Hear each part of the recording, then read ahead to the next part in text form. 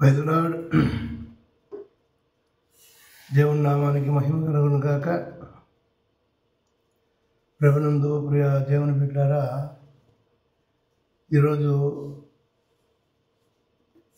అందరూ కూడా ఆరోగ్యవంతులుగా ఆయుష్కాలం అందు కూడా దేవునికి మంచి ఆయుష్ ఇచ్చి దేవుడు మిమ్మల్ని కాచి కాపాడాలని ప్రభు పేరు మీ అందరికీ కూడా వందనాలు చెల్లిస్తున్నాను. ప్రార్థన చేసుకుందాం. మహాపరిశుద్ధుడు ప్రియ పరలోకమందున్న నా తండ్రి, ఉన్నతమైన ఘనమైన నీ నామానికి స్తుతి స్తోత్రములు ప్రభువా. ఈ ఉదయకాలమున తండ్రి నీ మాటలు మాట్లాడక కృప చూపండి. నీ బిడ్డలనైనా ప్రభు అనేక మంది నా తండ్రి ప్రభు యూట్యూబ్ ద్వారా ఎవరైతే నా తండ్రి ప్రభు ఈ వీడియోని చూస్తారో వారందరూ కూడా అవునైనా నీ ప్రేమను అర్థం చేసుకున్నట్టు కృప చూసి మమ్మల్ని ప్రభా నీ సేవలో నా తండ్రి ప్రభా ఈ విధంగా వాడుకుంటున్న విధానాన్ని బట్టి కోటాను సూత్రములు చెల్లిస్తూ మా ప్రభును ఈ లోక రక్షకుడైన యేసుక్రీస్తుల వారి శ్రేష్టమైన నామము నీ ప్రార్థన అడిగి ఏడుకొని పొందుకొని ఉన్నామని నమ్ముతున్నాం పరమతండ్రి. ఆమేన్ ఆమేన్. ప్రియ దేవుని బిడ్డలారా, ఈరోజు మనకు చాలామంది అనేక జనము ఈ లోకంలో పని లేని వారు ఉంటే ఈ సమాజంలో పని కొరకు చాలా అప్లికేషన్లు వేస్తుంటారు, ఎన్నో ఉద్యోగాల కొరకు. వారి ఉద్యోగాలు ఈ భూ సంబంధమైన ఒక ఆలోచనతో ఏదో సంపాదించాలనే ఎన్నో పనులకు మీరు జాబుల కొరకై మీ యొక్క ఎడ్యుకేషన్ను మీ ఇదిని బట్టి మీరు ఎన్నో జాబులకు ట్రై చేసే వాళ్ళు ఉంటారు. ఇంకా మీ జాబులకు మీరు ట్రై చేస్తున్నప్పుడు మీకు ఉద్యోగం దొరకపోగా నిరుద్యోగులుగా చాలా జనం కూడా ఉంటారు. ఇక్కడ ఒక యజమానుడు పిలుస్తున్నాడు, ఒక కంపెనీ అనుకుందాము. కంపెనీలో ఆ యజమానుడు ఎలా పిలుస్తున్నాడంటే, ఇక్కడ ఎడ్యుకేషన్ ఉండొచ్చు లేకపోవచ్చు, ఇక్కడ మనిషికి అర్హతలు అనేటివి ఈ భూ సంబంధమైన అర్హతలు ఆ మనిషికి ఒక పేదోడు కావచ్చు, ధనికుడు కావచ్చు. ఇంకా ఒకటి, ఆ మనిషికి ఏ స్థితిలో ఆ మనిషి ఉన్నా ఆ యజమానుడు అడిగేది ఏమంటే నమ్మకత్వాన్ని. అందరూ కూడా మీరు జాయిన్ ఆ ఉద్యోగంలో మీరు జాయిన్ కావాలంటే మీరు చేయాల్సిన పని ఏమంటే ప్రతి ఒక్కరు కూడా నమ్మకం అనే పెట్టుబడి పెడితే దేవుని బిడ్డలారా, ఈ భూ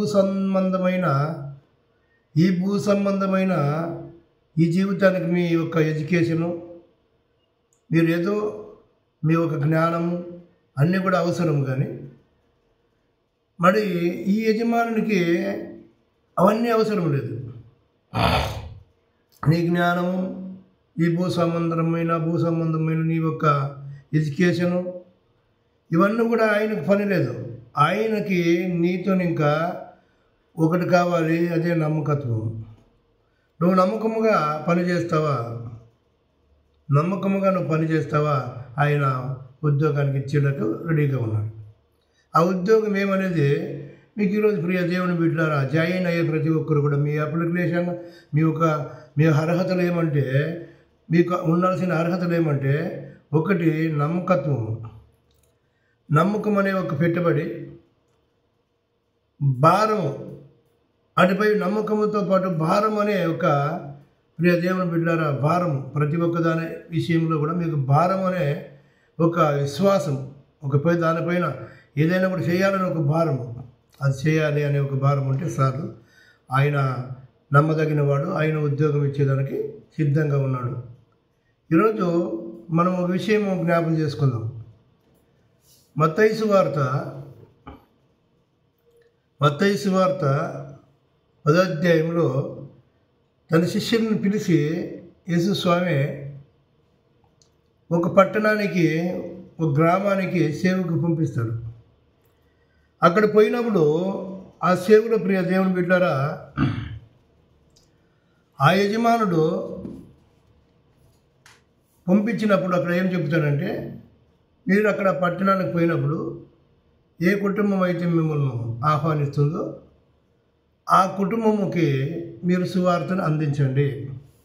ఒకవేళ ఆ పట్టణం వారు ఏమన్నా మిమ్మల్ని రాకోకుండా బేగలేదని బయటకు తరిమారనుకో, మీ కాలు ధూళిని అక్కడ దులిపిరండి, అక్కడనే వదిలించిరండి అంటాడు. అంటే ఈ యజమాని పని ఏమంటే, నువ్వు ఎక్కడ పోయినా కూడాను నువ్వు చేసే డ్యూటీ ఏమంటే, అక్కడ ఉన్నవారు నిన్ను అంగీకరించినప్పుడు ఆ యజమానుడు గొప్పతనాన్ని అక్కడ చెప్పాలి. లేదు అక్కడ వారు అంగీకరించలేదు, వద్దు మాకు ఈ సువార్త అన్నారనుకో, ఆయన మాటలే మాకు వద్దు అన్నారు అనుకో, మీరు అక్కడ మీ పాద దులుపు రావాలి అని. ఎందుకు ఆ మాట అన్నాడంటే, ఇక్కడ బలవంతముగా ఆ యజమానుని గురించి చెప్పాలని ఆయన చెప్పలేదు. బలవంతముగా ఇన్నవారికి మాత్రమే, ఆహ్వానించే వారికి మాత్రమే ఈ పనిలో, ఆయన పనిలో ఏం మీకంటే విశ్వాసంగా నమ్మకంగా ఉండిపోయినప్పుడు అక్కడ తిరస్కారం వచ్చినా కూడా మీరు బాధపడాల్సిన పని లేదు. వెనక్కి వచ్చినా ఆ యజమానుడు మీకు ఉద్యోగం ఇస్తాడు, ఆ యజమానుడు మీకు జీతం ఇస్తాడు, ఆ యజమానుడు మిమ్మల్ని ఎంకరేజ్ చేస్తాడు. ఆ యజమానుడు చెప్పే పని ఏమంటే, ప్రియ దేవుని బిడ్డారా, మనం లూకాసు వార్త 10వ అధ్యాయము 2వ వచనం చూస్తే అక్కడ కోతు విస్తారముగా ఉంది. కోత విస్తారం ఈ భూలోకములో ప్రియ దేవుని బిడ్డలారా కోత విస్తారముగా ఉంది. దేవుని పని ఏమంటే కోత విస్తారముగా ఉంది. కోయవారు కొదువుగా ఉన్నారు. కోయవారిని పంపమని తండ్రిని అడగాలి. ఇప్పుడు నాకు ఒక భారం ఉంది, కోసేవారిని పంపండి అని పంపేవారు కూడా కావాలని, పోయేవారు కూడా సిద్ధపడాలని నేను ఈ మాటలు చెబుతున్నాను. భారభరితమైన ఈ సేవ ప్రియ దేవుని బిడ్డరా, ఆయన పొలములో కోత విస్తారముగా ఉంది. ఆ కోత విస్తారముగా ఉన్నప్పుడు కోయివారు కొదువై ఉన్నారు. కోసేవారిని పంపమని, వారి కొరకు ప్రార్థనలు చేయమని, విజ్ఞాపనలు చేయమని దేవుడు నా ఆత్మలో ప్రేరేపించాడు. ఇక్కడ ఎవరికి ఎడ్యుకేషన్ కానీ, ఒక సంఘము కానీ లేదు, ఇక్కడ ఈ లోకానుసారంగా మాకు ఒక సంఘం ఉంది, మాకు ఒక సేవ ఉంది, సేవలో మేము ప్రకటించాలనే వారే కాదు, వారు గృహ నిర్వాహకులు. గృహము అంటే వారికి దేవుడు ఒక సేవనిచ్చినాడు. ఆ సేవలోని ఇంకా అనేక జనము పైకి లేవాలి, పంపేవారు కూడా కావాలి.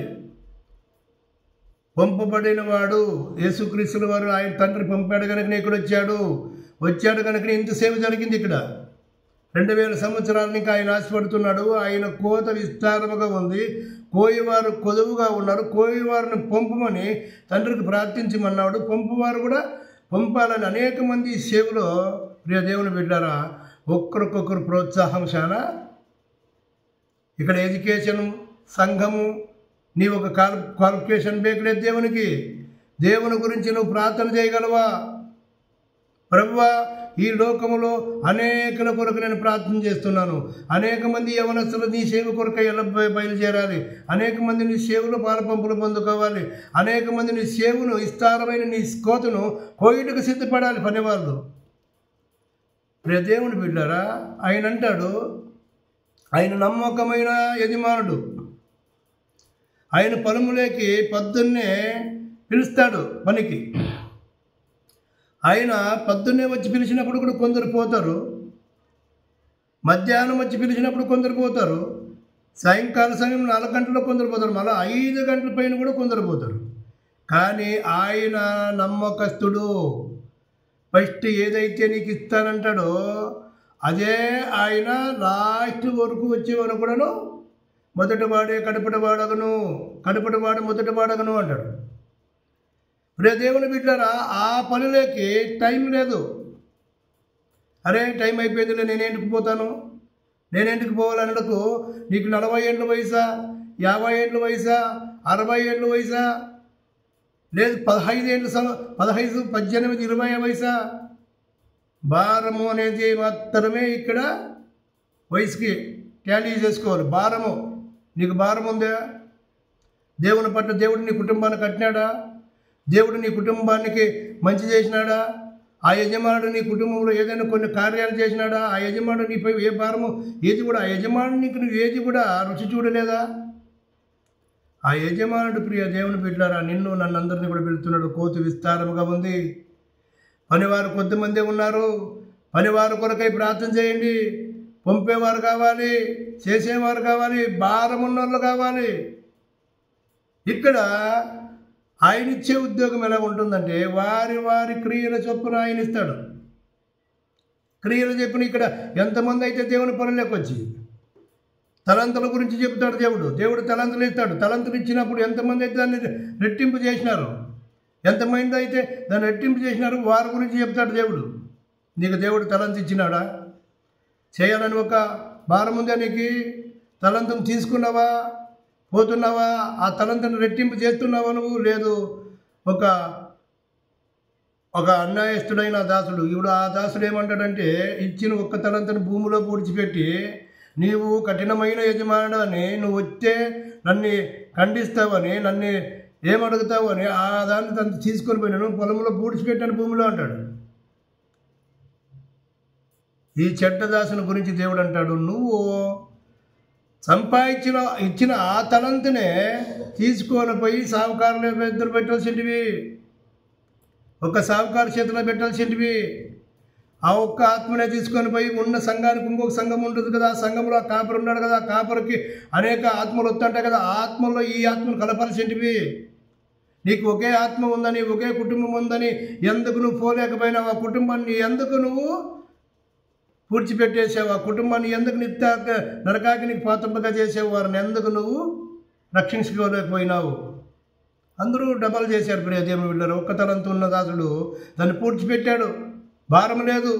ఒక్కదాన్ని నేను ఎలా చేయాలి, ఒక దాంట్లోనే నేను ఎలా జీవనం చేయాలి, ఒక దాంట్లో నాకేం ఆధికం ఉంది, ఒక కుటుంబం ద్వారా నాకేం వస్తుంది, ఒక కుటుంబం ద్వారా నాకే లాభం ఉందంటని చెప్పి ఆ కుటుంబాన్ని వదిలేస్తే ప్రియ దేవుని బిడ్డలారా, రేపు దేవుడు వచ్చినప్పుడు, దేవుడు అడిగినప్పుడు, నువ్వు చేసిండే సేవ దేవుడు లెక్క అడిగినప్పుడు ప్రియ దేవుని బిడ్డలారా, ఏది ఆ కుటుంబము, ఏది ఆ ఆత్మ? ఒక్క తలంత నీకు ఇచ్చాను కదా, ఎక్కడ చేసావంటే నువ్వు భూమిలో పూడ్చిపెట్టానంటే ఆ యజమానుడు ఎంత బాధపడతాడు? ఆ యజమానునికి ఇచ్చిన పనిలో నమ్మకం కావాలా, నమ్మకంగా సేవ చేయాల. పిలిచిన వాడు నమ్మకస్తుడు. ఆకాశ పక్షులను చూడండి, అవి ఇత్తువు, కోయువు, కొట్లలో కూర్చుకొనవు, మీ పరలోకపు తండ్రి వాటిని పోషిస్తున్నాడు, మీరు వాటికంటే శ్రేష్ఠులు అంటాడు. మీరు వాటికంటే శ్రేష్ఠులు, నా బిడ్డలు మీరు. నేను పిలిచానంటానంటే, మీకు పని ఇచ్చినానంటే ఆ పనిలో మీరు నమ్మకంగా మీరు చేసినప్పుడు యుగ సమాప్తిలో ప్రియ దేవుని బిడ్డల వారి క్రియల చొప్పున ఆయన ఇస్తాడు బహుమానాలు. నీ బహుమానము నువ్వు, అది నీకు అక్షయ కిరీటము కావచ్చు, మహిమ కిరీటము కావచ్చు, అతిశయ కిరీటమే కావచ్చు. నువ్వు ఇక్కడ ఈ సేవ ఆయన అప్పచెప్పిన ఈ పొలములో నమ్మకంగా కోసేదాసుడిగా అనుకుంటే ఆయన ప్రియ దేవుని బిడ్డల నమ్మదగిన వాడు. కొన్ని రిఫరెన్స్లు మనము భారము కలిగి మనము సేవలో ముందుకు జారగేతాడు ప్రియ దేవుని బిడ్డరా. అపోస్తలుడైన పౌలు అనేక విషయాల్లో మనకి ఎఫెసీ పత్రిక 4:15 రాసుకోండి. ఆయన మాట్లాడే మాటలు. ఇంకొను తిమోతికి 2వ పత్రిక 4:2 కూడా రాసుకోండి. ఇంకొను మనము దానియేలు గ్రంథం 12:3 కూడా రాసుకోండి. దానియేలు గ్రంథంలో ఎంత జనమునైతే నువ్వు నడిపిస్తావో వారందరూ కూడాను నడిపించి ప్రతి దాసుడు కూడా ఆకాశంలో నక్షత్రముల వలె ఉంటాడంటాడు. నువ్వు నడిపిస్తే నువ్వు ఆకాశంలో ఒక నక్షత్రమై వెలుగుతావు. అదే నీ సంబలము. ఆయన ఇచ్చే సంబలం ఎలా ఉంటుంది ప్రియ దేవుని బిడ్డలారా? ఈ భూ సంబంధమైనది కాదు. ఆ సంబలం నీకు కావాలనా? ఆ సంబలం కొరకు ప్రయాసపడుతున్నావా? ఆ సంబలం కొడుకే చూస్తున్నావా? బలా నమ్మకమైన మంచి దాసుడు అనే ఒక్క రోజు వస్తుంది నీకు. ఈ భూలోకంలో నిందులు అవమానాలు నీకు ఏది వచ్చినా కూడాను అవన్నిటిని భరిస్తూ నిందులను ఓపికతో ముందరికి దేవుని సేవలో కొనసాగినప్పుడు నిన్ను పిలిచిన యజమానుడు నమ్మకస్తుడు ప్రియ దేవుని బిడ్డలారా. మనము నమ్మకస్తులం కాకపోయినా ఆయన నమ్మకస్తుడు. 1 యోహాను 2:25 రాసుకోండి. 1 యోహాను 2:25 రాసుకోండి. అక్కడున్న ఫలితం యోహాను ఏం మాట్లాడుతున్నాడు? అపోస్తలుడైన పౌలు తిమోతికి రాసిన ప్రియ దేవుని ఎఫెసీ పత్రిక 4:15 కూడాను అపోస్తలుడు పౌలు ఏం రాశాడు, ఏటి గురించి చెప్తున్నాడు, ఆ సేవలో మనం ఎలా ముందరకు కొనసాగాలి. సేవ అంటే ఏమి? అవును ప్రియ దేవుని బిడ్డలారా, ఆ పౌలుకున్న భారము పౌలును చూస్తాం మన బైబిల్ గ్రంథం. పౌలు యొక్క జీవితాన్ని మీరు చదివినప్పుడు పౌలుకున్న భారాన్ని కూడా మనం కలిగి ఉండాలి. పనిలో కోత కోసేటప్పుడు ప్రియ దేవుని బిడ్డలారా, కోత విస్తారముగా ఉంది, పనివారు కొద్దిగానే ఉన్నారు. పనివారు కొరకై దేవుడు ప్రార్థన చేయమంటున్నాడు. పంపువారు కావాలి, పోయేవారు కూడా కావాలి. సిద్ధపడండి, అంత దినములలో ఆ యజమానుడు పిలుస్తున్నాడు. ఆ యజమానుడు కొరకై సిద్ధపడి ప్రతి ఒక్కరు కూడా నాకు సేవ లేదే, నేను ఎక్కడ పోవాలనుకునే నిర్లక్ష్యం చేయొద్దండి. సేవ నీ ఒక భారము. ఈ భూలోకంలో దేవుడు నాకు ఒక పని పెట్టాడు, ఆయన కోత విస్తారంగా ఉందంటున్నాడు. ఆ పనిలో ఆ విస్తారమైన కోతలో నేను ఏం చేయగలను? ప్రార్థనా భారం ఉందా? విశ్వాసంతో నీ పక్కలోకి వచ్చిన వాళ్ళకి సువార్త చెప్పు, ప్రార్థన చేయిపోయే వారి కొరకు, అది కూడా పనే. అపోస్తల కార్యాలు 6వ అధ్యాయంలో మనం చూసినప్పుడు స్టెఫను, నికోలైతు అనేక మందిని 7 మందిని ఎన్నుకుంటారు ఇంటికి. అపోస్తలులు సువార్తలో బిజీ అయినప్పుడు ఆ సంఘంలో చేయాల్సిన పనులు అనేకములుగా వాళ్ళే చేసి సువార్త చేయలేక యవనస్తులను ఎన్నుకొని వారిని అక్కడ భోజనాలు చేయుటకు వడ్డించుటకును, యవనస్తుల్ని నమ్మకస్తుల్ని అక్కడ పరిశుద్ధాత్మలో నింపబడి ఉన్నవారిని ఎన్నుకుంటారు. అలాగా నువ్వు ఏ పని అయితే ఈ పొలంలో, ఈ సేవలో, ఈ పనిలో ఆ యజమాని పిలుపు నీకు కావాలంతే. పిలుస్తున్నాడు ఆయన అందరినీ పిలుస్తున్నాడు. ఆనాడు అనేక మందిని శిష్యుల్ని 12 మందిగా పిలిచాడు ఆయన. 12 మందిలో ఒకడు దొంగ ఇస్కరియోతు యూదా. అయినా 12 మందిలో 11 మంది సక్సెస్ అయినారు.